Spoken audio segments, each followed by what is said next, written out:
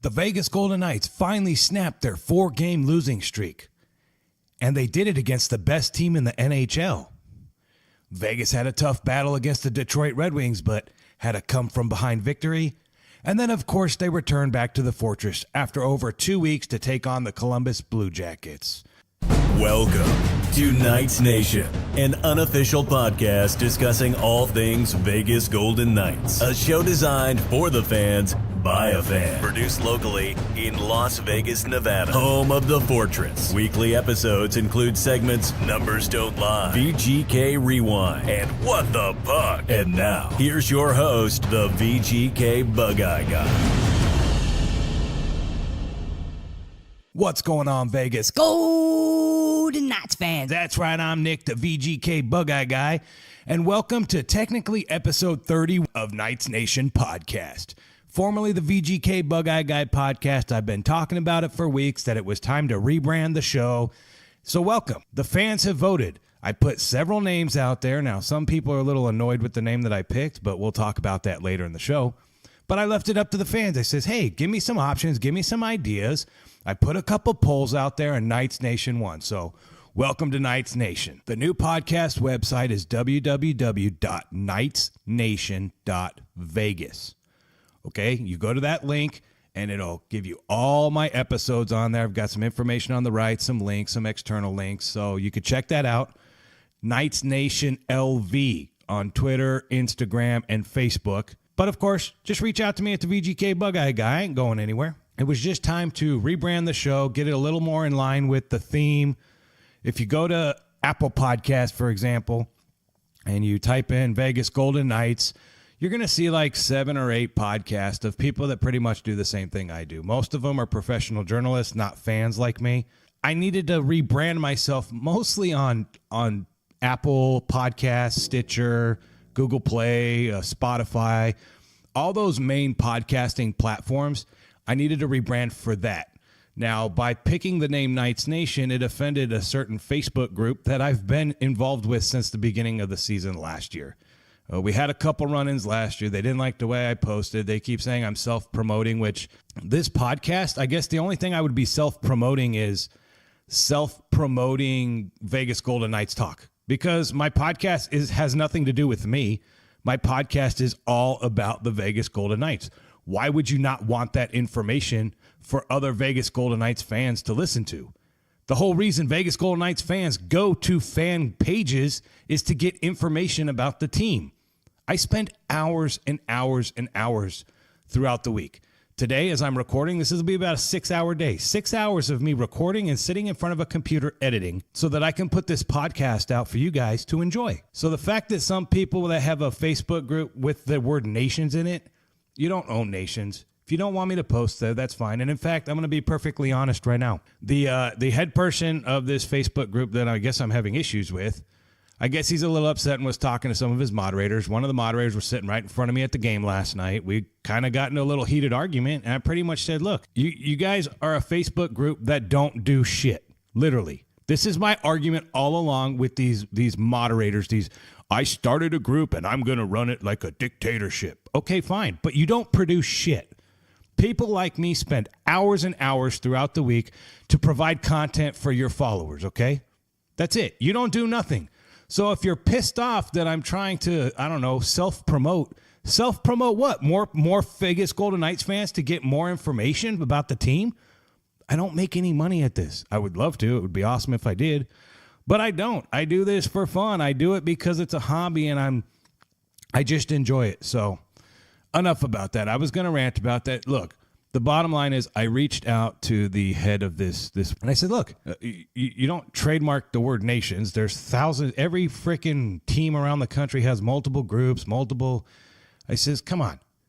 I offered. I says, you want to come out and be on the podcast? I would love to have one of the original Facebook group moderators out there come on and talk Vegas Golden Knights. I would have no problem with that. My arms are wide open. But if you don't want me to post there because you don't like the name, because you think I stole the name from you, first of all, that's bullshit. And second of all, you don't own the name, dude. I didn't even honestly, I didn't even fathom Facebook groups or Instagram groups or anything. I went on the podcast players because that's my competition. My competition isn't my Facebook pages. That's just where I post stuff. My competition is with fellow podcasters, with fellow shows that do stuff like you're listening to right now. So when I was looking for a name, I kept typing like hockey and Vegas Golden Knights and VGK to kind of see what shows pop up. I mean, I love the name like Bar Down or Lighting the Lamp or Puckin' Hockey or Puck It, there's all different ones out there. And they were all great. But I didn't want to steal what they had there because they're my direct competition. Facebook, no disrespect. It's just one less click for me to share to your group. I share to multiple groups. It's just one less click, and there's no disrespect. I don't mean that way. In this specific group we've had, they're the ones that fucking peed on me last year. They cut out a little thing pissing on me like that, and we got past that. Come to find out that moderator lives in Puerto Rico, and this moderator in particular, or admin, lives in California. So, I'm at every game. I love the Vegas Golden Knights. I love sharing Vegas Golden Knights information with people out there that don't know. I love it. I enjoy it. It's great. And yes, I used to be a Kings fan. I am all in. I am pot committed on the Vegas Golden Knights. I enjoy it. I love it. My family loves it. I've met some great friends through the Vegas Golden Knights. So don't give me shit about the name change. Now that I'm off my little rant, and I apologize we started out this show on a rant, it had to be said. Now, that being said, have you guys seen my new logo? You guys head over to Knights Nation LV. Check out my new logo. I had a professional banner design because I wanted it to look good, but I love the logo, and I hope you guys like it too. All right, so I know some of you guys are probably thinking, Bug-Eye Guy, what's the difference between Knights Nation podcast and a VGK Bug-Eye Guy podcast? Well, you already heard the intro, so I changed the name. That's pretty much it. I only changed the name. As I was talking to the voiceover guy that I hired to change the name, I said, man, I got to come up with some other segments. Like maybe I should change it up a little bit. So this episode 30 of the Bug-Eye Guy doing a podcast, I got a couple new segments. And the first one we're going to start off with right now is this. Banged up Golden Knights. Give me the news, Doc. Is he gonna make it? Yep, so the Vegas Golden Knights injury report. It's been kind of tough. One of my favorite players, William Carrier's been out injured. Malcolm Subban's been out. And Nick Holden got hurt. Well, as we're going to talk about in just a little bit in the VGK Rewind portion of the show, Ryan Carpenter ended up on the IR. He took an ugly hit. I'll talk in length soon. But he's on the IR. Holden's on the IR. Malcolm Subban is getting healthy, ready to come back. And then William Carrier. Now, William Carrier was not with the team in Tampa Bay. When the team flew from Tampa Bay to Detroit, Carrier flew to Detroit to meet up with the team. Now, I was all excited. I'm like, dude, maybe we're going to get to see the return of Carrier. It ended up not happening in the Detroit game. But last night in the Fortress, number 28, William Carrier, was back out on the ice, and he was he did not miss a step. I think he had 8 hits last night. He led both teams in hits. He was all over the place. He was 110% like he always is. And we got to see the return of the fourth line. Now, I love the fourth line. I loved the fourth line at the beginning of the season, and then injuries and people moving around. But Reeves, Carrier, and Belmar, whew. And I know, folks, for some of you guys that watched the game last night, you're going, Belmar looked pretty good with Eakin. You're right. They did. They're both centermen. But that fourth line coming back, I can't wait. Now, real quickly, the third line, I am not going to talk about the third line right now because I have reserved the What the Puck segment of the show all about the Vegas Golden Knights third line. So we'll talk about that at the end of the show. Quickly, there's been no update on Nick Holden. We still know Eric Hallow's out injured. Carrier came back, which is good. Subban came back, which was good. Unfortunately, Subban coming back meant we had to say goodbye to Maxime Lagacé again. Lagacé got sent back down to the AHL Chicago Wolves. He got to make some NHL money. He got to play a game. He didn't look the greatest in that game, but hey, he got to play, and good for him. I mean, we owe a lot to the Vegas Golden Knights last season because of Maxime Lagacé coming in, stepping up. It was good to see old Maxime Lagacé up with the big club. But I'm excited Malcolm Subban's back. Here's the deal, Subs. You got to stay healthy. If you want to be the backup goalie for the Vegas Golden Knights, you got to be able to stay healthy. That's it. Last year, you were banged up. This year, you've been banged up. I mean, there's even rumors that the Vegas Golden Knights might be interested in looking for a backup goalie before the trade deadline. Now, if you could stay healthy, we don't need that, Subs. I don't know. Honestly, Subban and Fleury, I'm good with that running. But, again, someone gets hurt. I mean, look at all these goalie interference calls that have been happening and all these people taking runs at Flower. We'll talk a lot about goalie interference in this show. You guys are going, yeah, I know, but I don't even know what the hell goalie interference is anymore. Sometimes it's goalie interference on us, sometimes it's on the other team, but most of the time it goes to Toronto and those officials, they put on the headset and they look at the little iPad and they're talking to each other going, how are we going to fuck the Vegas Golden Knights this time? Oh, let's sit here and look for a little bit to make them think, even though we really know that we're just going to make the call against the Vegas Golden Knights. You guys are going, oh, Bug-Eye Guy, you're being a little over dramatic. I'm like, no. The last 3 games, all 3 games we're going to cover in this week's episode of Knights Nation against the Tampa Bay Lightning, the Detroit Red Wings, and the Columbus Blue Jackets, all 3 games. We had a goalie interference questionable call that was challenged, in which point the Zebras went over, got the iPad, got the headphones on, talked to Toronto, came back to center ice and said, Vegas Golden Knights, you are beep. We are not ruling in your favor. Do not pass go. Do not collect the $200. And it's very frustrating for Golden Knights fans, especially you newbie fans, because you don't know what it is. I've been watching hockey since I was a kid. I played when I was a kid. I love the sport. Even I, perfect example, last night at the Fortress, I turn around and I'm like, hey, they're not going to call it because it's the Vegas Golden Knights. And the last 2 games we've gotten screwed. And then sure enough, they didn't call it. And then I turned around. They're like, yeah, you're right. I go, dude, I know, man. I get it. All right, we got to get back on topic. Let's get back on topic. So the trade deadline. For you guys that don't know, the trade deadline for the National Hockey League is February 25th. You've already probably seen some trades out there. Brian Boyle went from the New Jersey Devils over to the Nashville Predators.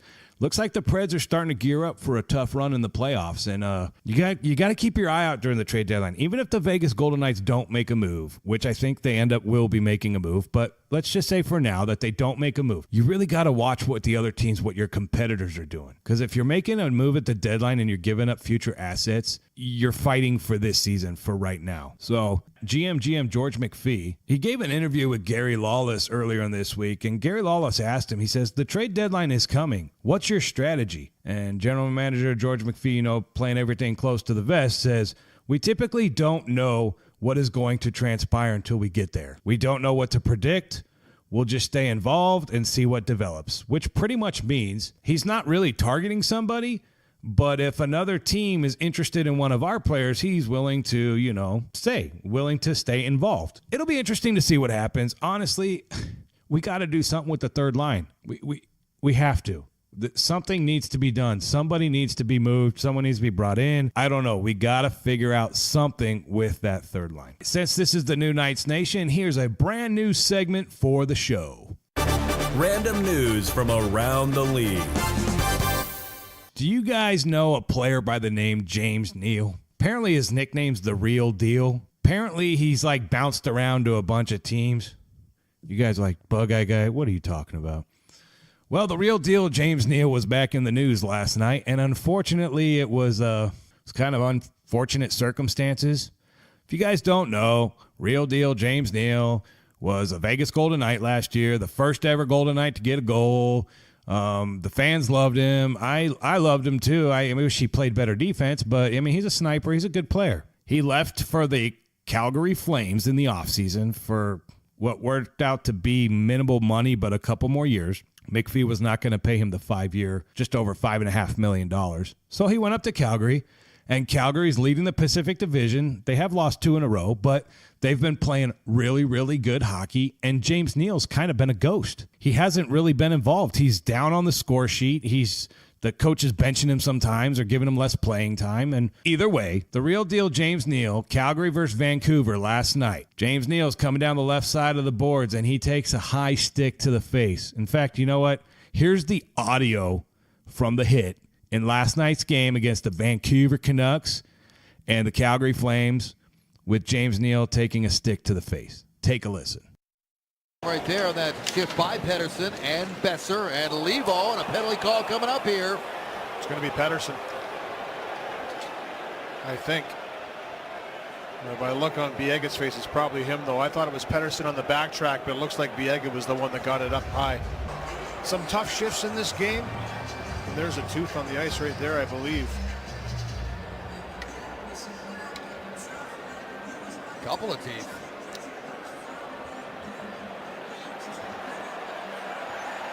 So here it is again in slow motion, as you'll see.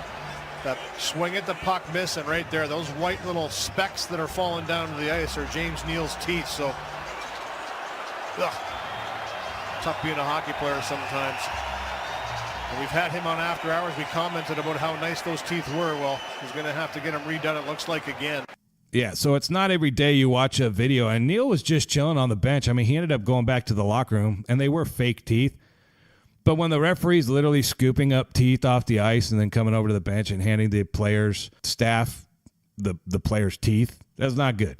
Not good at all. And it sucks for James Neal. I mean, he'll be okay. He'll still be able to play. I mean, hockey players, you got to love them, right? They smile. They're missing teeth. It's all, I mean, I get it. So other news from around the league. Do you guys know who Austin Mathews is? Now, he's the next up-and-comer. He was the number 1 overall pick. He was the captain of the Toronto Maple Leafs, still is the captain of the Toronto Maple Leafs. Well, he was up for a contract extension. Now, this is the first time that you're seeing one of these deals where it's a lot of money. It takes like $11.5 million, but he only did a 5-year term. Most of these guys want 7, 8 long-term deals to lock it in. But because Mathews is a younger player, he's thinking, well, I can do 5 years now, and then 5 years from now, which would be 2024, the salary cap is probably going to be higher. Therefore, there's going to be more money out there. And he's right. I don't know why NHL does such long contracts, especially since the money's guaranteed. I mean, look at us. We still have David Clarkson on our books for like $5 million this year. He hasn't played in the NHL in years,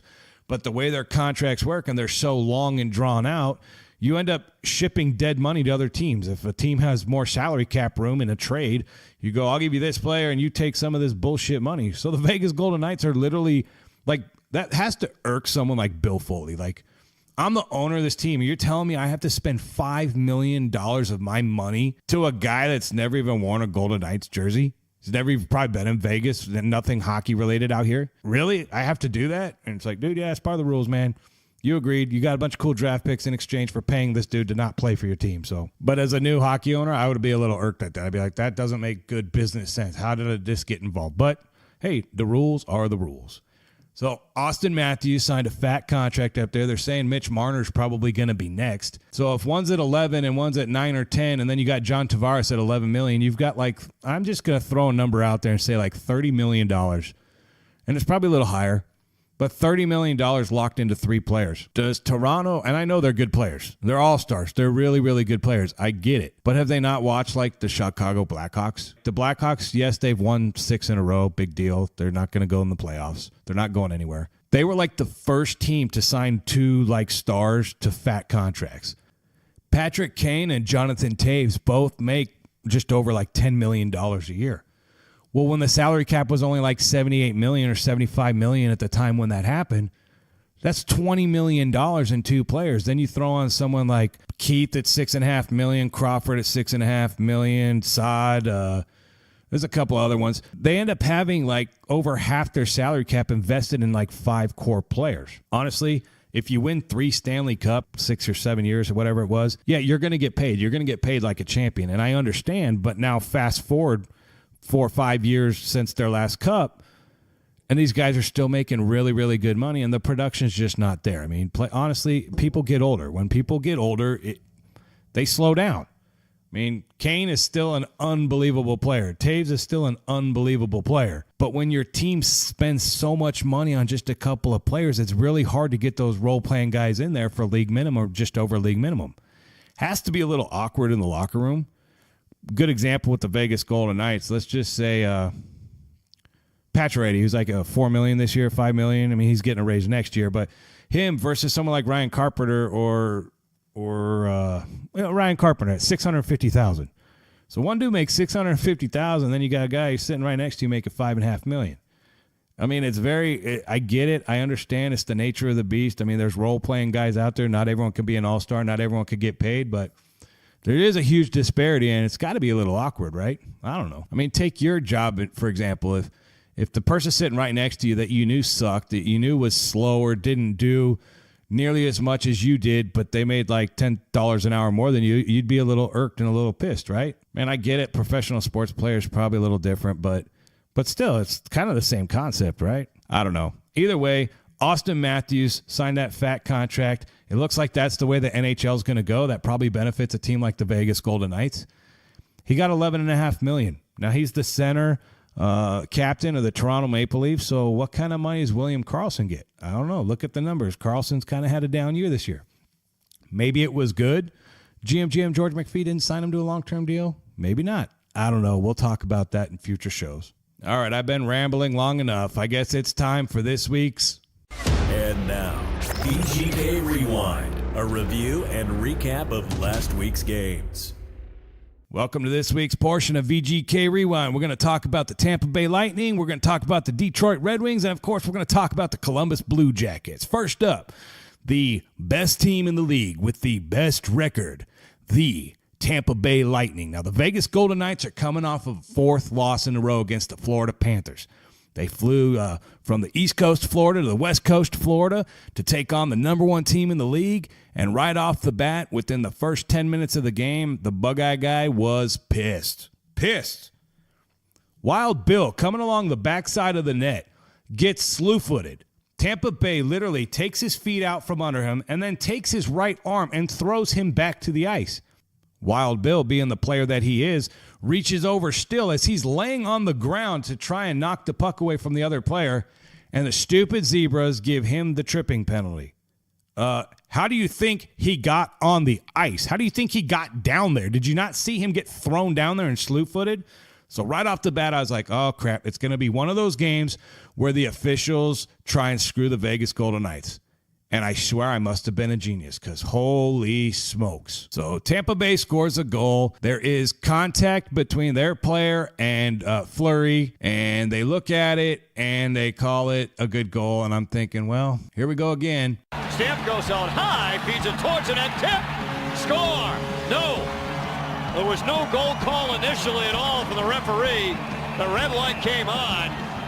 There might be goaltender interference here. There was contact with Fleury. So Tampa's challenging. This is a good goal. They're going to argue that Miller pushes Joseph in. After video review, the call is overturned. There was no goaltender interference. Now Coburn. I mean, and honestly, this one wasn't super bad. I mean, it could have gone either way, but still, it didn't go the Vegas Golden Knights way like it never does. And that goalie interference call put us down 2-0 against the number one team in the league. Vegas has already been having trouble scoring goals, and now we're down 2-0 against the best team. And then, my boy, 2019 Team Merrill, John Merrill, gets a beautiful pass from a beam Fleury all the way down, hits Eakin in stride. Eakin comes in on the breakaway, and Eakin scores the goal. Galore to drive it in deep. And John Merrill back to play it. Stretch pass to Cody Eakin. Here's a breakaway to the net, and he scores! Oh, Cody Eakin in alone, and a huge goal for the Golden Knights. A beautiful outlet pass from John Merrill to make it 2-1. The Bug-Eye guy gets to do a little Eakin face. I was super excited. Now we're down 2-1. 2-1 going into the third period is good. You're just one goal away from tying up, then you got a brand new game, right? Well, you guys remember last year against the Sharks, I believe it was the last game of the regular season, when old Wild Bill went through his legs top shelf on Martin Jones. I mean, it was a dun-dun-dun-dun-dun highlight reel shot. I mean, I believe it won goal of the year last year. Yeah, so Wild Bill comes in and he makes a pass through his legs and then slides it over right on the stick of Valentin Zykov. Zykov, literally, he just takes his stick and pushes it right into an empty net. Zykov into the offensive zone. Here's Karlsson to the net. Zykov scores! Valentin Zykov from William Karlsson. His first for the Golden Knights to tie the game. What a play by William Karlsson. We've seen the between the legs before on a goal. This one on a pass. The Golden Knights back to full. Beautiful goal. Beautiful pass. Game's tied up 2-2. Now, congratulations to Zykov on your first goal as a Vegas Golden Knight. But the first dude you hugged after getting the goal was the Tampa Bay Lightning. Like, dude, we're not wearing blue jerseys. So he quickly came off that Lightning and then came over with the group. So the Vegas Golden Knights are tied the best team in the league. It's 2-2. And unfortunately, an ugly incident happened. Cedric Paquette had a hit on Ryan Carpenter. If you pull out the NHL rule book, this is clearly boarding. The officials did not call it. It was an ugly hit. Carpenter hit his head and neck, kind of where the boards and glass meet. It was ugly. He tries to get up, tries to be the tough guy. Clearly he's woozy, almost falls over. It's not a good sight. It's a very bad sight for the NHL to see a player get up like that and no call on the ice. Gerard Gallant is losing it on the bench. He is screaming and yelling at the officials like, are you kidding me? Our player got injured, hurt, and no call. Once again, the league going against the Vegas Golden Knights, but honestly, that was bad. That should not have happened. That should have been a penalty, or the league should have looked at it the next day, but nothing. Now, the Vegas Golden Knights were severely outgunned penalty kill versus power play. We didn't get very many power plays in this game, but we did get one right at the end with carryover into overtime. The game went into overtime. We had to carry over. We peppered the crap out of Vasilevsky. Unfortunately, we could not get that elusive puck past him. Ends up going to a shootout. Now, I know some of you Vegas Golden Knights fans were like, why is Shea Theodore shooting in the shootout? I'm like, well, Victor Hedman did for Tampa Bay. Tampa Bay used Victor Hedman, Braden Point, and Nikita Kucherov. Vegas Golden Knights used Brandon Pirri, Shea Theodore, and Alex Tuch. After 2 rounds, it was 0-0. Kucherov comes in, misses the net, so now Tuch has the chance to win the game for us. Tuch has the chance to snap the 4-game losing streak. Tuch has the chance for the Vegas Golden Knights to beat the number 1 team in the NHL. It's an awful lot of weight on old Mr. Alex Tuch's shoulders, right? Nope. Tuch comes in, a little deke, right side, under the glove, boom, through the net. Vegas Golden Knights snap the losing streak. They beat the Tampa Bay Lightning. Finally, we can be on NHL Network, and the pundits have to go, hey, they beat the best team. We can't totally bash Vegas Golden Knights all the time. It was a great win. Great win. Here's Coach Gerard Gallant following the Tampa Bay game. Bench all night. You and the rest of the coaching staff really tried to keep your group positive, and they hung in there and fought back. Yeah, they battled hard all night. I thought we played a real good 5-on-5 game, and we were in a little trouble there with their power play. They moved the puck so good, and they're the top power play in the league. So they got one early, and then we killed the rest off, so did a great job. Nice to see Valentin Zykov rewarded for you put some faith in him, and he rewards you tonight. Yeah, he played strong hockey. He got a nice goal. It was a beautiful tic-tac-toe play with the Carlson and Marchessault. So good for him. He got his first goal with us, and I'm sure he'd score many more. What was it like on the bench when Cody scored? It was big. It got us back in the hockey game. We're down 2-0, and it was a great goal, great breakaway goal, and we played a good, hard game tonight against a real good team, so we're happy to end that streak for sure. Ryan Carpenter wasn't able to return. Do you have anything to tell us about him right now? No, nothing yet. Here's what Valentin Zykov had to say following his first goal as a Vegas Golden Knight. I kind of love his interviews. The Golden Knights and a big win for the team. Yes. Fun game for you? Yes. What's it like for you playing with Carlson and Marcia? So what do they do to help you? They're very positive guys. Always talking, always letting me know any tweaks, any adjustments. Always keep me in touch, and just always make sure we're together and we know what we're doing. The team took its time, giving you a chance to learn the players and learn the system. Has that helped you since you've got into the lineup? Definitely, it's much better that way rather than just throw me out there. It definitely helped to get to know the guys and everyone around, and kind of settle down a little bit. Valentin, there were several moments during that game that your team could have got frustrated, in particular that no goal that was overturned to put you down by 2. But Cody Eakin came out with that goal. Can you just talk about the momentum you built from there? I would say we just keep playing. We were not bothered by the goal. We just keep pushing, keep playing. I think it helped us. And of course, you can't have a post-game interview without Alex Tuch, who got the game-winning goal in the shootout.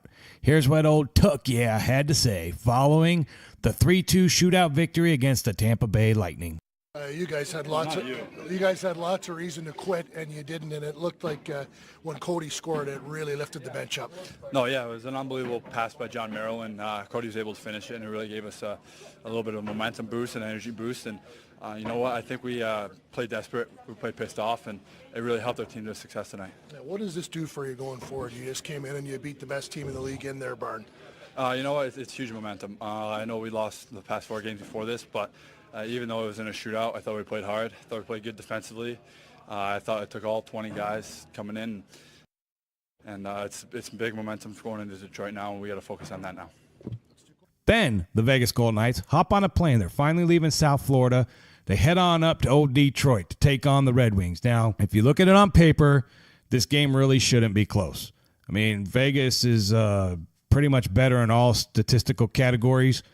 But, hey, you can't go into a building and think that you're just going to be able to walk over a team. And that's kind of what happened to our Vegas Golden Knights when they got up there. I mean, right off the bat, they came out and looked very, very sluggish in the first period. Now, Detroit did get a goal, and this goal, I get it, it's a goal, but this was kind of shitty. And the reason I'm saying it is because there was a shot taken. Fleury was there. He was in the butterfly position, frozen, assuming the puck was underneath him, waiting for the ref to blow the whistle. Now, their player came around the backside, Red Wing. He saw that the puck was maybe a little uncovered by his leg and reached behind and then whacked it in, scored a goal.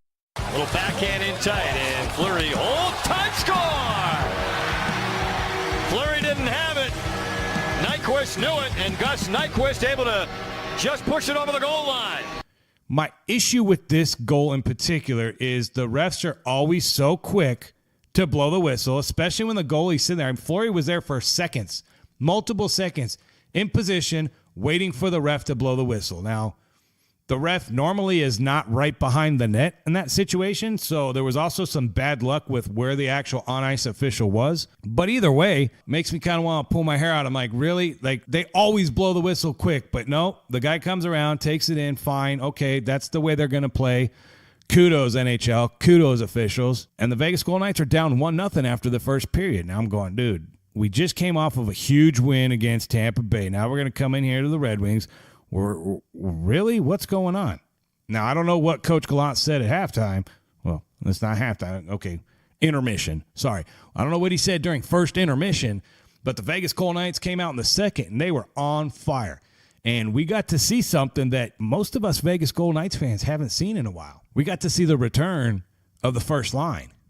We got to see William Karlsson, Jonathan Marchessault, and Riley Smith connecting, making beautiful passes, scoring goals. Wild Bill got a goal. Green with a power play coming to an end. Wrist shot blocked by Schmidt, and he'll backhand it out. Karlsson racing up ice. He has Stastny coming with him out of the box. Here's Karlsson. Not a Stastny. Back to Karlsson. He scores. What a passing play. And William Karlsson finishes it off from Paul Stastny to give the Golden Knights the lead. Jonathan Marchessault got 2 goals. And William Karlsson starts it up the ice. Darting his way in. Wrist shot and a save. Howard fought off up high. Rebound score. Jonathan Marchessault. The rebound right there in front. And with 11 seconds to go on the power play, Jonathan Marchessault has tied it. Here's Smith driving into the offensive end. He'll backhand it on net. Save Howard, rebound score! That's 2 for Jonathan Marchessault in this period and 19 on the season. 3 unanswered goals for Vegas. Riley Smith hit a post and had a bunch of assists. I mean, they were all over the place, and you could almost see like an extra step in Karlsson's game. I mean, he was all over the place. He was playing fantastic. And that's important for the future of this team. If we want to continue to play good and we want to maybe make a deep run again into the playoffs, we're going to need our first line to really step up. And it was awesome to see them play against the Detroit Red Wings. So the Vegas Golden Knights are doing good, right? So they've scored these goals, and we're feeling better. We're feeling fairly confident against this Detroit team. And then more controversy comes. Now, this is the second game in a row in which Fleury ends up on his back. Questionable goaltender interference. Now, this one in particular, this one had Gallant really, really pissed off. I was kind of pissed too, but I was like, whatever, I'm kind of used to it now. Their player made contact with Fleury and fell. Now, after he made the initial contact with Fleury, Pacioretty hits another Detroit Red Wing, and honestly, I don't know their names. I don't give a shit. So you kind of see like Pacioretty pushing a player. Fleury and this other guy are already kind of going down, but they all end up kind of on top of Fleury. Now, right off the bat, the Bugeye guy's a little freaked out because if you guys don't remember last year against the Detroit Red Wings is when they hit Fleury and Fleury ended up having a concussion and was out for months. He was out for months against the Detroit Red Wings. So when I see two players crash hard into Fleury, I'm a little nervous, pissed off, like what the hell? Gallant's losing it, dude. He is screaming and yelling at the refs. Now, as they're having this discussion, and even on TV, you know what? Take a quick listen to this. This is from TV because they're talking about it, and then all of a sudden they get caught off guard with how the penalty goes. Take a quick listen. It's going to be an interference penalty. Well, here's another look at it, and they have a good chance. I think this shot hits the Red Wing in front. It hits somebody in front. Abelkader behind the play. Actually, it's going to be Jensen in front, and they're see Gerard Gallant looking for goaltender interference on this play. He can't believe it. They're going to call it the other way. Pacioretty, I believe, watch in front. Jensen makes contact with Fleury. Pacioretty pushes Abelkader. He falls right into Marc-Andre Fleury. Both Red Wings do, in fact. But if you're Gerard Gallant, you see two wings running over your goaltender. Well, he still can't understand the call, so it's going to be a power play here for Detroit. Yeah, it's crazy, right? So Pacioretty ends up getting the penalty. Two Red Wings smash into our goalie, and Pacioretty is the one that goes to the penalty box. Talk about some shit. That is why I get so mad at NHL officials. That is why when I'm at the Fortress, every time before the game starts, when the officials come out, I boo. And all you fans should boo too, because the refs don't care. There is no home ice advantage. They're going to call whatever the league tells them to call. And they're gonna make sure the Crosbys and Ovechkins of the world get away with shit, and they're going to call some crap when they don't want someone like Vegas, a new up-and-comer, to continue to be good. Now, that could be all crap coming from me, but look at the stats, folks. Look at the way they call stuff. I mean, you think I'm just complaining, and I posted online. I go, I'm tired of bitching and complaining and whining, and I know people are. It's always the officials, all these officials. But then I'll take a little video clip, and I'll attach the video clip to my post. I go, you know, I hate whining and complaining, but watch this shit. Like, what are we supposed to do? How are we supposed to react when we constantly get these bad calls? And Fleury could have gotten hurt. And then what we're going to do is penalize Pacioretty? The game before, Ryan Carpenter physically did get hurt, and we're not going to penalize them? Come on. If that was Ryan Reeves that made that hit, you're telling me he wouldn't have got a 10-minute misconduct and a game suspension? I mean, if that was Tom Wilson making that hit, you don't think that the league would have done something? Shitty. And the bad thing is these are real people. I mean, they're only going to play hockey for so long. Then they have their whole lives ahead of them. You don't want them to get hurt playing a game, and especially if someone doesn't get penalized for it. I'm so over goalie interference calls, but it is what it is. Another thing I noticed in this Detroit game is it looks like Valentin Zykov might actually have a spot on this team. It seems like he's starting to gel. He's starting to click. I mean, he scores a goal. It seems like it's all kind of working out. And Zykov playing good is a good thing for the team. It's also good if we want to try and get Nikita Gusev to come over from Russia, you know, have two Russians on the team. But, yeah, whatever. Here's the audio. So McNabb got credited with the goal, but the initial call on the ice was Lindbergh tipped it, but McNabb did get it. Take a quick listen. McNabb leads a 3-on-3 Vegas rush. Little backhander towards the net. Tip! Score! Oscar Lindbergh on the deflection of the McNabb backhand. And the Golden Knights have a 4-2 lead. So the Vegas Golden Knights ended up beating the Detroit Red Wings. Unfortunately, the Red Wings scored with like seconds left on the clock. Now, it didn't really matter. The Vegas Golden Knights were still going to win the game. We're still going to get the 2 points. Those late goals, all those do is screw over Fleury's stats. So, man, that kind of sucks his GAA. It sucks his save percentage. It's like, come on, guys. But, hey, you know what? It is what it is. And the bottom line is the Vegas Golden Knights went into Detroit. They beat the Red Wings and ended up the road trip 2-2. Here's the post-game interview from Coach Gerard Gallant following the 4-3 victory over the Detroit Red Wings. Yeah, I didn't like the first at all, obviously, and then the second period we came out and we played the way we're capable of playing, and the third period was good too. So, yeah, it's definitely, I mean, the trip started off real tough, but got 2 big wins to finish it off. And we saw you reunited Riley Smith with Will and Jonathan, all of them on the board tonight. You pleased with them? Yeah, they played real good, and like I said, it was a matter of time before I was going to get them back together. They play well together, and so it worked out. They had some jump and scored some goals. You moved Zeke off to the third line, but then started to give him a little power play time, and he looked pretty dangerous out there. Yeah, he's real dangerous in the offensive zone. He made a couple bad mistakes in the defensive zone, but like I said, he put pucks to the net, and he was good in the power play, and no, he's doing his job so far, Gary. Late in the second period, there were a couple of some unnecessary turnovers in the offensive zone. And did you discuss that between periods? Yeah, we talked about that. I thought the first period was worse. We had some real bad turnover, but in the second, like you said, late in the period, we got that lead, and then we tried to make some more plays to the slot. And just keep skating forward and going, taking the pucks behind the goal line because we had a lot of success down low. We don't talk a lot about Braden McNabb and Derek Englund, but you just throw them out there consistently on the penalty kill, and they've just been like a couple of twin oaks for you, haven't they not? Well, that's what they do, and they're a big part of our group, and our PK's been good all year long, so obviously they're a big part of that group. Here's what Nate Schmidt had to say following the 4-3 victory in Detroit. 2-2 on this trip and 500 on the road for the season. Yeah, I've always, like I said, I've always been a big part of saying you win your home games, but on the road you'll have a successful season. We didn't do it the right way this trip. I don't think dropping the first two, but it brought our urgency up in the last two games.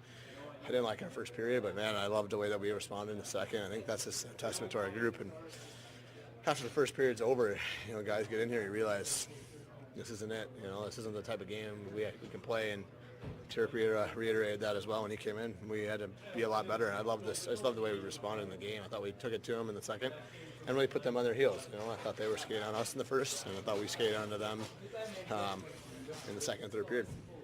What's it mean to the rest of your group when William Karlsson is moving the way he was tonight? Yeah, it's awesome. It's awesome to see that line get back and reunite.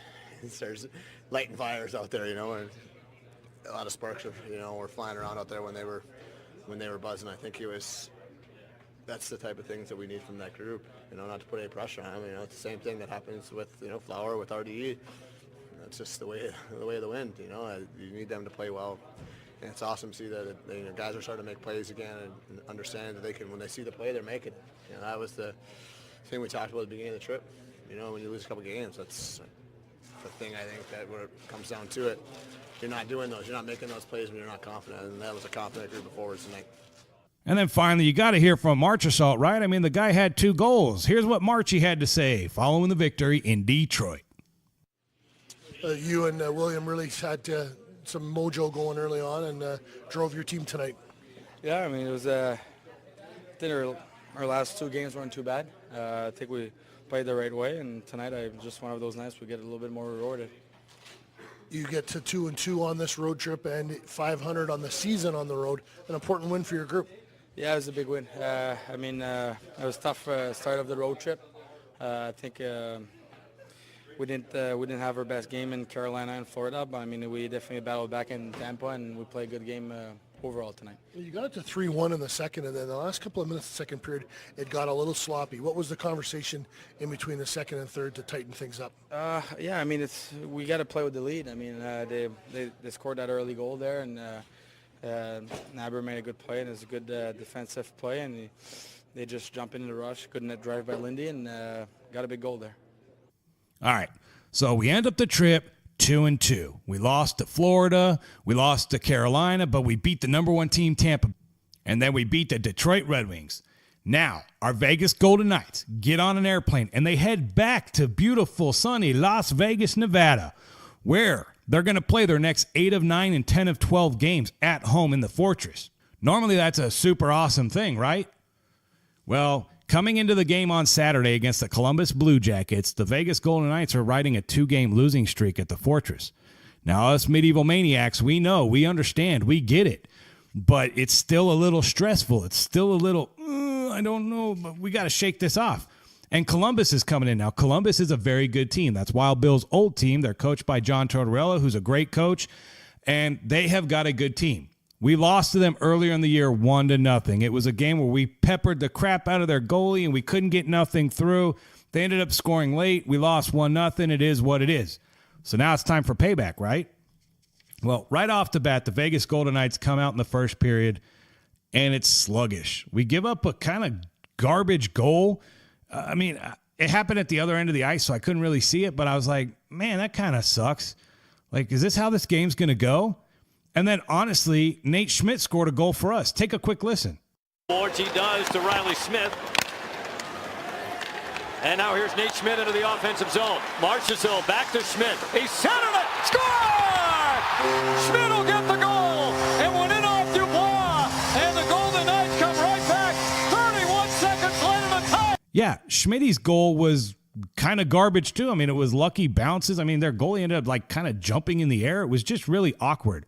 So the game's tied 1-1 after Schmidt gets his 5th of the year, assisted by Marchie and Riley Smith. And then we go on the penalty kill. Now, Ryan Reeves takes a slash. It's kind of a BS call, but whatever. It is what it is. It's the game. Vegas Golden Knights are shorthanded. And we got to see history, folks. Last night, real quick. If you guys don't follow me on Facebook or Instagram or any social media, for one, that's stupid. You should follow me. And two, the Bug-Eye Guy is T. Merrill 2019. Now, I did a video earlier in the week, at which point I got my John Merrill jersey, finally came in. I opened it up. I was all excited. This was the first opportunity that I had to wear my John Merrill jersey at the Fortress. Now, I don't know for sure, but I'm pretty positive I was the only guy, or maybe one or two other people, out of the 18,000 plus people at the Fortress last night that had on a John Merrill jersey. Now, I was high-fiving all people in my section because they know kind of the whole background of the Merrill stuff. And I was like, Merrill jersey, it's going to be awesome. And then my buddy's going, hey, man, if Merrill scores a goal again, you should get a Merrill tattoo. Because last time you bet if he scored a goal, you get a jersey. And I was like, hell no. I hope he scores, but I ain't getting no damn tattoo.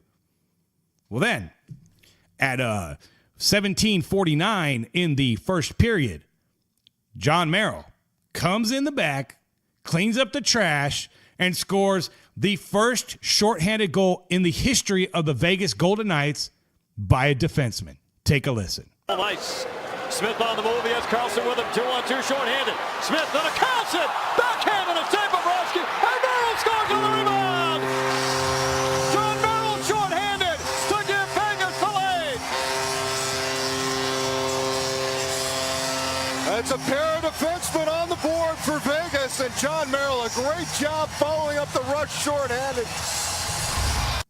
Now, the Bug-Eye Guy, I wish I had video of this. I went crazy. I was in the aisle, flinging my arms all over the place. I was high-fiving. I was screaming. I was yelling.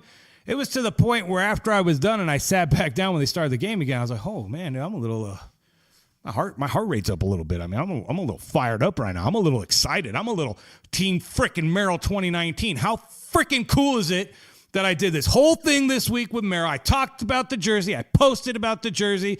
And then I go to the game, and frickin' Merrill gets a goal. I was so pumped up. I was so excited. It was frickin' awesome. And then our Terry Panarin tied it up in the second period. We go into the third period. It's 2-2. And then Eakin face. Do you guys know what Eakin face is? So that's a thing that John started that I kind of piggyback on. I think it's really funny. When Eakin scores a goal, you kind of throw your tongue out there and you're like, wah! Kind of like the old Budweiser, what's that? But you're just like, bah! Eakin face. We did Eakin face because Eakin came in with a beautiful pass from Belmar. And Belmar and Eakin together looked really good. They're both centermen, though. I don't know how that's going to work out. But Belmar... nice, beautiful pass back to Eakin with Reeves crashing the net. So the goalie's like, oh, shit, big Ryan Reeves is going to be in front of me. What do I do? And then Eakin comes and blasts it from out there, and boom, right in, scores. Now Vegas Golden Knights are up 3-2. Snaps it wide. Belmar tips it back the other way with Eakin and Reeves coming. Belmar down the wing to Eakin, and it scores! On an on-man rush, Cody Eakin from Pierre-Edouard Belmar to give the Golden Knights a 3-2 lead. The crowd goes crazy. The Fortress was loud. I mean, it was full. And then Cam Atkinson, this freaking guy from the freaking Columbus Blue Jackets, scores 2 goals and wins the game. I mean, the one, McNabb was kind of on him. Honestly, McNabb should have used the body. He's a bigger dude. He should push guys out of the way, but kind of trickled by Fleury. I get it. And then Stastny took a penalty late. Again, I don't know if you call a call like that late in the game, but the refs did. and it's our job to defend it, and it was a nice shot from the point. Unfortunately, Foligno from Columbus was right in front of Flower. Couldn't really see it, I guess. Top shelf, Atkinson gets his second goal of the period. They end up winning the game. Well, really, at the end of the game, there was like 6 seconds left. We had an offensive zone faceoff. Stastny wins the faceoff. It jumps right over Miller's stick. We didn't even get a chance to score at the end. But, hey, you know what? It's puck luck. It is what it is. It's the nature of the beast. What really sucked was we had that game. We let 2 points slip away. And we've now lost 3 games at the Fortress. 3 games at the Fortress in a row. That's like not Vegas Golden Knights. So now you guys are probably wondering, Bug-Eye Guy, you've already talked quite a bit about the Columbus game. Didn't you forget about somebody? Who you guys talking about? You talking about one half of the Bash Brothers? You talking about the mailman? You talking about Mr. William Carrier? Hell yeah, I was super pumped up. I was super excited. For one, if you guys didn't notice who started the game, William Carrier, Belmar, and Reeves were the official starters. That was awesome.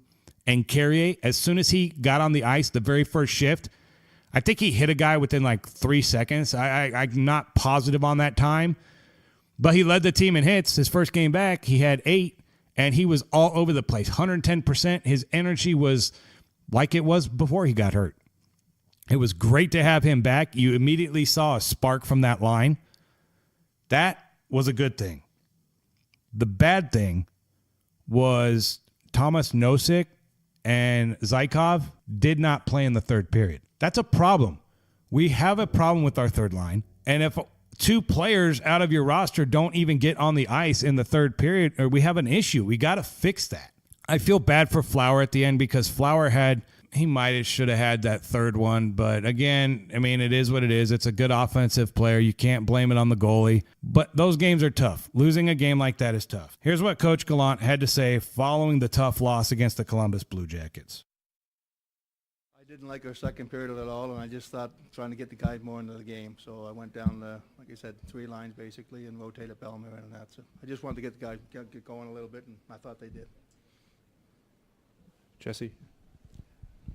Jesse Granger with The Athletic. Along those lines, Eakin and Belmar seem to play well together. Is that something you can do regularly, or do you have to have one of those guys to center each line? We'll see. I don't know. I mean, it worked well tonight. They played pretty hard together. So, like I said, I hope I don't got to do it a whole lot of times. But John? Coach John Castanino, UNLV, can you just touch on the second period, that slow second period? Do you feel like, I mean, I know the last 5-6 minutes was what they were, but talk about how that second period feels. Yeah, no, it was the second period. I expected, if it was going to happen, I expected that in the first. After the long road trip, it usually happens like that. But first period, we played great hockey in the first period. We really liked it, and I didn't expect that second period at all. We just didn't have no jump. We looked like we were skating in quicksand, and caught up to us a little bit. But again, we got out of the second period 2-2, and we're in good shape. And I thought we played a real good third period until the last, they scored a couple of goals late. There's a couple of different things that you can kind of pinpoint why that game went wrong. But what did you think was the main story of what went wrong at the end of the game?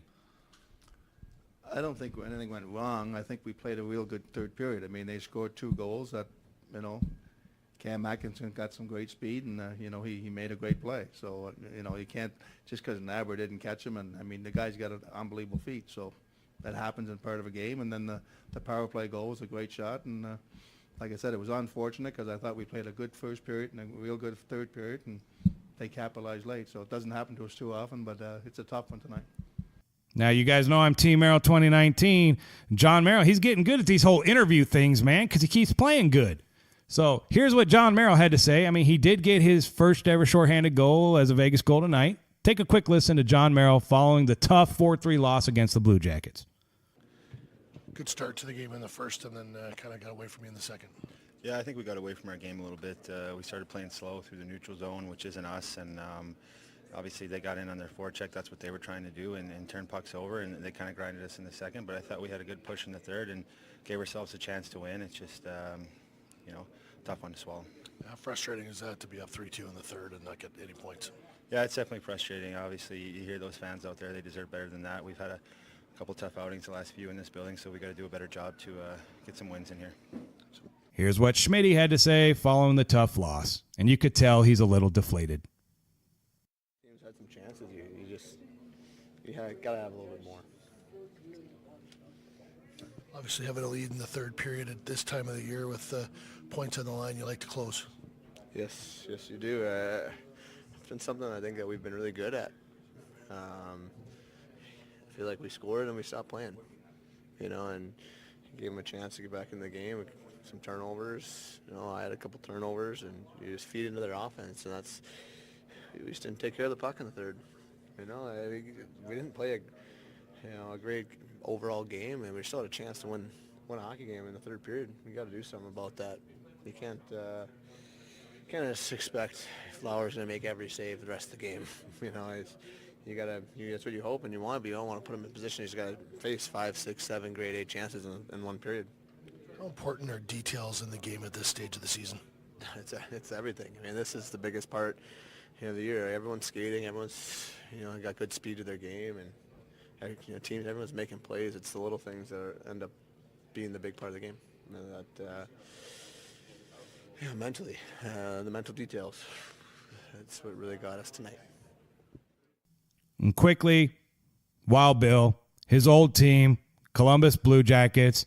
Here's what he had to say, and he kind of gave props to Cam Atkinson because, he did kind of win the game for him. He got 2 goals. Here's what Wild Bill had to say following a tough loss. Like that kind of thing, so it's nothing I think about. It just comes to you. Gallant mentioned Smith moving down to the third line, maybe piss some guys off. Maybe he was trying to motivate you guys a little bit.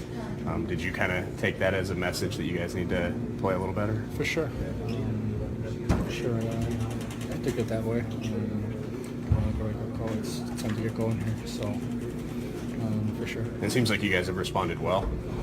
Yeah, like I said after the break, we've been playing pretty well. Okay, thanks. This is a team you know well, but they're very difficult to play against. Just what do they do so well that just frustrates you guys? No, I think they're a pretty solid team. They're good on both ends. They got some good players who can create offensively, and they're a strong team defensively as well. So they kind of got the whole package. In your words, just what happened those last 5-6 minutes? Cam, he does what he does. He's a good player, and he got 2 goals and won the game for him. So overall, the Vegas Golden Knights, there was flashes of night hockey. There was flashes of not night hockey. I'm sure the coaching staff's going to work with these guys at practice. They got to get their feet wet. They got to get rolling. They're back home. They got to get back into the routine. They got to start playing night freaking hockey. Killer forecheck, blazing speed, good goaltending, good defense. The basics. And I think it's going to happen. You guys got to relax. We can't win every game. People freak out. People get all annoyed. It is what it is. It sucks. Hey, that's where we're at. All right, that wraps up this week's VGK Rewind. What's on the schedule next? Well, let's take a quick look. Oh, we got a new segment. How about this right now? What's on tap? A ridiculously fast preview of next week's Vegas Golden Knights games. All right, Vegas Golden Knights fans, what's on tap? Well, Tuesday, we've got the Arizona Coyotes heading down to the Fortress. Now, the Arizona Coyotes have struggled of late. They've got a current record of 24, 26, and 5, and they're 4, 4, and 2 in their last 10 games. They're near the bottom of the league in every category, except for one. They're really, really good on the penalty kill. In fact, the Arizona Coyotes are the #1 team in the NHL. Now, the Vegas Golden Knights and Coyotes have played 3 times this year. Once at home, twice in their house. The Golden Knights are currently 3-0 against the Coyotes. So that will be a good game. Then on Thursday, the highest profile team in the league, the Toronto Maple Leafs, are coming to the Fortress. They just signed Austin Mathews to that fat contract. They're 34, 17, and 3, and they've won 4 straight. As I'm recording this podcast, the Maple Leafs have won 4 straight. The Vegas Golden Knights need to be on the lookout for that team. They've got all-stars in John Tavares, Mitch Marner, Austin Mathews. They don't take a lot of penalties. They're one of the least penalized teams in the league, because the league loves them. And they're pretty much in the top 10 in all statistics. They are a very, very good team. Don't be surprised if we get some questionable or bad calls against Toronto. But if we play night hockey, I think we can match up with them pretty good because we're a fast team similar to them. Finally, Next Saturday, again at the Fortress, the Vegas Golden Knights take on the Nashville Predators. Now, they were the last loss prior to the All-Star break. It was a tough loss, but this game has much more meaning. This game is going to be very, very important because this game marks the return of Malcolm Subban's brother, PK Subban. Now, if you've been living under a rock somewhere, you guys might not know that PK Subban freaked out because Pierre-Edouard Bellemare bit him. Now, I did a funny video about it. Bit him. He put his fingers in Bellemare's mouth and then yanked him up to get him off the ice. And finger may have made contact. If you watch the All-Star skills competition, after the skills competition, they gave PK his own little show that was stupid and not funny. And he had this massive bandage on his pinky like it got bit by a shark. I mean, come on, really? Either way, the Preds are coming back. The Preds are coming back to the Fortress. It'll be the first game following this Bitegate debacle. And the Preds are a good team. They're 33-20-4. They're loading up. They brought in Brian Boyle from the New Jersey Devils. It looks like they're gearing up for another tough playoff run. They've got a good goalie in Pekka Rinne, who's back and healthy. Then they got Saros, who we lit him up with shots and couldn't get anything past him. So it's going to be a very tough matchup. The one thing about the Preds is the physicality of their team doesn't really scare me. I mean, they have nobody the caliber of Ryan Reeves or Carrier, but they are a very skilled team, and it will be a very, very tough matchup. So really, the next 3 games on the Vegas Golden Knights schedule, Arizona, Toronto, and Nashville, they're going to be some tough games. But if we play night hockey, I don't think we'll have an issue with at least 2 of them. I could see us winning 2 out of 3. I could see us winning all 3. I can even see us losing all 3. It just depends on what team shows up. All right, that's it for What's on Tap. What's next? How about a little... Get ready for Numbers Don't Lie, the segment of the podcast where your host is about to bore you with player and team stats that you probably won't remember. All right, the Tampa Bay game. Let's see here. The Tampa Bay game, we had 37 shots. Tampa Bay had 26. 38-27, they beat us in the faceoffs. This is the problem. Power play, 0 for 3. They were 1 for 5. We got out hit by 5 hits. Yeah, you guys love these stats, right? Yeah, they're kind of boring, I know. But the Tampa Bay game, we had Cody Eakin with his 14th goal, Valentin Zykov with his first goal of the season. And then, of course, Alex Tuch, which it doesn't count because it's in the shootout, but Alex Tuch scored the game winner in the shootout. Now, we talk about the Red Wings game. We had Jonathan Marchessault scoring his 18th goal in the season, assisted by Wild Bill and Colin Miller. Then Wild Bill got a goal assisted by Stastny and Schmidt. Later on in the period, Jonathan Marchessault scored his 19th of the season, assisted by Riley Smith and Derek Englund. And then in the third period, Brayden McNabb unassisted. It was a luck goal. I love Nabber. I'm glad he got on the boards for his second goal of the season. This game, the Vegas Golden Knights again got outshot 32-39. So that's not a good stat. Looking at the faceoffs real quick, Detroit beat us by 5. No big deal. We were 1 for 2 on the power play. They were 1 for 4. Hits 18-15. Not a lot of hits in that game. Is what it is. Let's talk about Columbus real quick. Columbus, we got to see Nate Schmidt with his 5th goal of the season, assisted by Marchie and Riley Smith. Then John Merrill with the shorthanded by Carlson and Smith. And then Cody Eakin by Bellemare and Miller. Those were the goals. If you look at the stats, we got severely outshot in this one against Columbus. This is 3 games in a row. Columbus had 33 and Vegas only had 23. They were 1 for 2 on the power play. We were only 0 for 1. Hits, 26-33. We got out hit in this game. Even with Reeves and Carrier back, we still got out hit. The problem is Reeves and Carrier are pretty much doing all the hitting for the team. Got to spread the wealth, folks. I don't know. These stats are kind of boring. I get it. Let's talk about a good stat. Let's talk about hits. I talk about it every episode, and for the longest time, I've had to kind of not say anything about Carrier because he was sitting at 219, and he hadn't played a game in weeks. Well, looking at the updated stats following the Columbus game last night, Carrier's played 45 games. Ryan Reeves has played 56 games. Carrier's leading the league with 227 hits. Revo's in second place with 202. And then it looks like Paquette, Tanev, and Lucic, they kind of been bouncing all over the place. Lucic is back up to third for Edmonton at 193.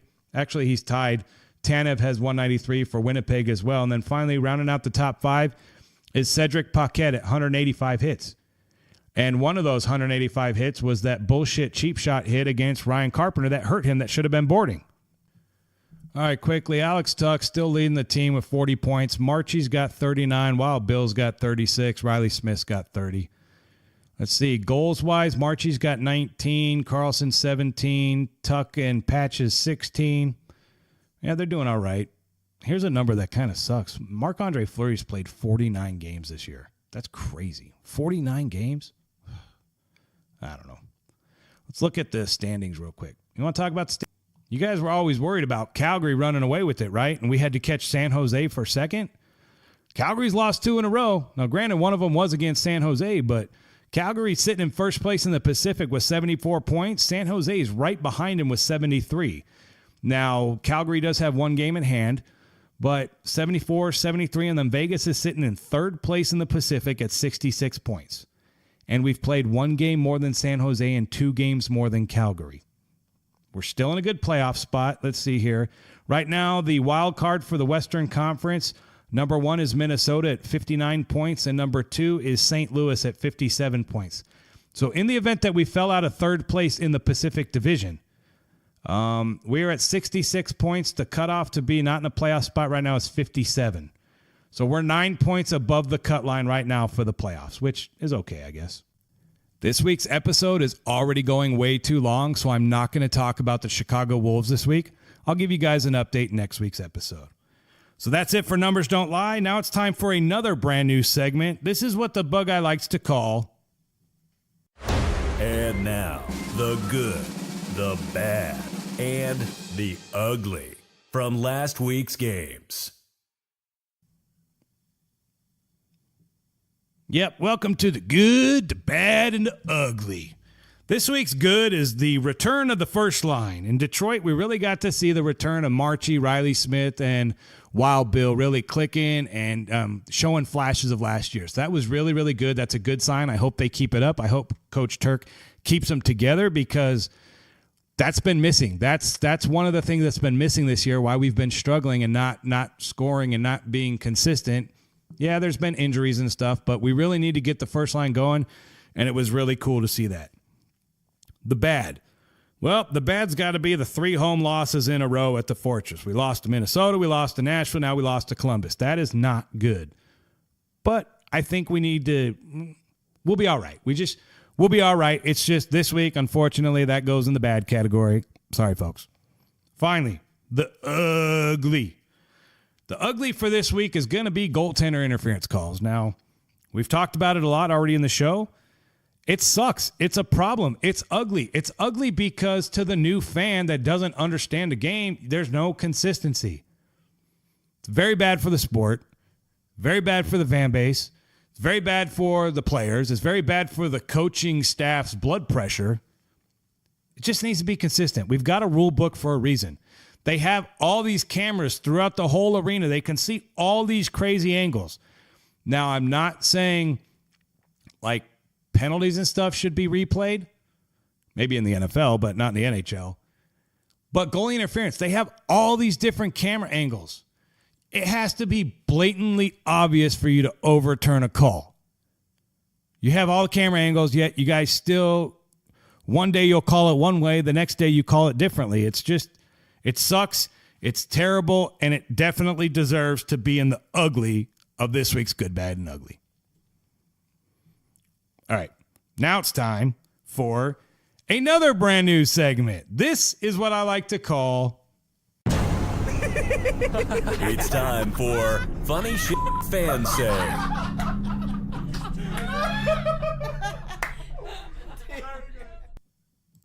So this is going to be the portion of the podcast where throughout the week as I'm interacting on social media or whatever, and I come across articles or comments, every once in a while I'll just take a screen capture. I'll go, dude, that is really funny. I got to talk about that in the podcast, and I'll take a quick screen capture. In fact, as I'm going through my phone right now, there's one here about Toronto area. There's so many ice rinks, and they pay like people $50 a game to play goalie. And this one guy in particular has gone to like 3 games already in this one day, and he's got 2 more. So he plays like 5 games a day of beer league pickup hockey, but they pay him $50 because you always need a goalie to play, right? You always need a goalie in pickup. So, I mean, that's the kind of stuff. But what I wanted to talk about was 2 things. Someone posted about, is it okay to wear Golden Knights gear to UNLV hockey? And they got lit up, and I'm like, I didn't comment because I'm like, that's kind of a stupid post. I mean, I got chastised for complaining about people wearing suits early in the year, so I'm like, yeah, I just won't say nothing. Dude, I don't give a shit. If you got a Golden Knights jersey and you want to go to a game, go to a game. I get it. Wear whatever you want. I mean, nobody's going to tell you what you can and can't wear. I mean, I guess the big issue is wearing like a jersey to a game when the teams aren't playing. That's kind of a hockey etiquette thing. But again, when you're talking about college hockey, not even Division I college hockey, wear whatever you want. Nobody cares. If you're wearing hockey stuff, that just means you like the sport. You like hockey, and you're supporting it by buying stuff, which is cool. Now, the second one on here, I got to pull up real quick and read it because this one was funny. Real quickly, before I get to it, as I was scrolling through, I noticed there was another thing I took a screenshot of. The Toronto Maple Leafs took a public subway this week in full gear to their outdoor practice. That's kind of cool, I guess. You know, you see a bunch of players coming off the train all suited up, professional hockey players riding the subway. Hey, at least they didn't get stuck in traffic. All right, the other one I wanted to talk about was this guy. He's a parody of Coach Gallant. He's on Twitter. He always posts some funny stuff, but this was a funny comment that just made me laugh. He says, Helen bleep Keller could have made that call on Paquette. On the goal, whatever it goes to Toronto, those bleep drunks rule in our favor 1 of 10 times. We are outplaying this team, and the refs will make sure we lose. I mean, it was funny. I get it. I mean, he's right. Everything he said was true. I don't know. It's funny. So if you guys see something funny, if you guys see some crazy comment or some weird story out there, take a screenshot, send it to me, reach out to me on social media. Maybe it'll get on the podcast. Maybe I'll talk about it in this segment right here. I don't know. Maybe. Now, this portion of the podcast, I'm going to apologize. I'm going to apologize to all you listeners currently listening to this right now. I know this is going long, but it was my first show with Knights Nation, so of course I had to talk about other stuff, and then we had 3 games with a lot of interesting things that happened in those games, and that forces the Bug-Eye guy to record kind of a long podcast. I mean, honestly, I'm looking at my script. I have a script which I'll post on social media. It's 2 pages. I mean, there's a lot of stuff that went on that we had to talk about. But now we get to the final segment of the show. It's the segment that you guys know and love and look forward to the most. It's What the Puck? Seriously, what the puck? Now, in this week's What the Puck, I was going to talk about the Facebook stuff, but I threw it at the beginning of the show, so we could scratch that off the list. And we could talk about what the puck is going on with the third line. What is going on? Besides Cody Eakin, who do we have on the third line? Here's a name. What about Brandon Pirri? You guys remember weeks ago when everybody, the whole fan base, was freaking out about Brandon Pirri? They kept sending him back down to the Wolves, and they'd bring him up, then they send him back down. They were playing games with waivers. Now, Brandon Pirri, the last 2 games, is a healthy scratch. He can't even crack the lineup. What is going on with Brandon Pirri? Oscar Lindberg, that's another one. He came in and showed some signs of playing really good, but sometimes he's a ghost. You don't ever see him. Thomas Nosek, Valentin Zykov, the last game got benched in the 3rd period, didn't even play. Ryan Carpenter plays pretty good, but he doesn't score that much, but now he's hurt. What are the Vegas Golden Knights going to do with the third line? Last year, the reason the Vegas Golden Knights were so good was because they were able to roll 4 lines consistently. They were able to keep throwing those same lines out there and get consistent production throughout, up and down. Didn't matter if the 4th line was going up against another team's first line. You knew what you were going to get. This year, the 1st and 2nd line have kind of been all over the place. The 2nd line's in a really good spot right now because they're healthy. The 4th line, now that Carrier's back and Reeves and Belmar, that'll be good. So really, we got the 1st line, the 2nd line, and the 4th line rolling pretty good. Our dreaded 3rd line. Our 3rd line, again, is a mess. Do we trade for somebody? Do we call somebody up? I don't know. I don't know what the plan is. Brandon Pirri being a healthy scratch, are we going to trade him? Are you guys going to freak out that we trade him? A month ago, everybody couldn't get enough of the Brandon Pirri. And I know he was scoring goals, which is good, but he was playing with really, really good players at the same time. What's going to happen? Does Brandon Pirri get shipped out? Is there going to be another name get shipped out? Who would we get back? Who would we be looking for? Are we looking for a rental? Are we looking for another guy where we're going to pay a whole lot and at the end of the year he's going to go sign with somebody else? I don't think we need to be that drastic. I mean, the Tatar deal looking back on it, wasn't the greatest deal, but GM was trying to make the team better for the playoffs last year. We need to play better for the playoffs this year. We need to do something on that third line because the third line right now sucks. It's inconsistent. They're all over the place. The defense is really good and then really bad. I don't know what the answer is, folks. I would have right now, if it was my choice with the roster that we had right now, I would probably roll with Pirri, Eakin, and Carpenter if he was healthy. But, Lindbergh's a true centerman, but Lindbergh's been playing the wing. I kind of like Lindbergh's game, but honestly, if Nosek, Lindbergh, Carpenter, Pirri weren't on the Vegas Golden Knights after February 25th trade deadline, I wouldn't be super upset. And a lot of people are saying, why won't teams, we should trade Merrill. We should trade John Merrill. I'm like thinking, for me, that's really the stupidest comment. Like, you don't like John Merrill because you think he's our worst player and we should trade him. But if you think he's our worst player and you should trade him, don't you think the other 30 teams in the NHL are like, why would we trade for Vegas's worst player? Why would we do that? That shows me right off the bat that some fans really don't understand the game and they're still new and learning, and that's fine, and I get it. Not everyone could be cool enough to jump on the bandwagon of Team Merrill 2019 and get his jersey and then go to the Fortress and be one of the only people in the whole Fortress wearing a Merrill jersey. Not everyone could be that cool, right? Not everyone could be that lucky, right? No team's going to trade for John Merrill. It's not going to happen. If anything's going to happen, he would be put on waivers. He would probably clear waivers, or maybe a team would pick him up. If it doesn't cost them anything, they'd probably take him. But nobody's going to give up assets and future draft picks for a John Merrill, unless if he's packaged into a deal. If he's packaged in with someone like Cody Eakin or Riley Smith, and I'm not saying they're going to do that, but say they had to package a couple players together, well, yes, you could see someone like John Merrill getting shipped out. But no general manager in the league is calling George McPhee and going, hey, dude, that John Merrill guy, man, we got to have him. I'll give you a second-round pick and some prospect for John Merrill. That is not going to happen. Maybe a fifth or sixth round, probably a sixth-round pick, but come on, folks. So I don't know what's going to happen on that third line other than it sucks.